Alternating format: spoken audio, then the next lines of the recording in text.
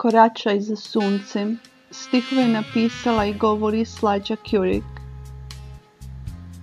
Sad, dok nam još uvijek sunce svaki korak obasjava i prati, da li pomisliš nekad da će život proći i svjetlost nas neće moći obasjati?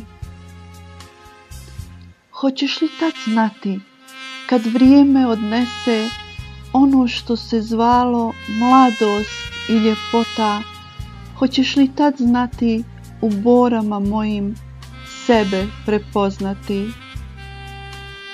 Hoće li se plamen u grudima svelim opet rasplamsati, kad drhtavom rukom dotaknem ti obraz, da obrišem suzu što ne može stati? Koračaj za suncem, dok mladosti ima, uz stopu ga prati, skupljaj ga za dane kad tama zavlada, iz tvoje će duše sunce za nas sjati.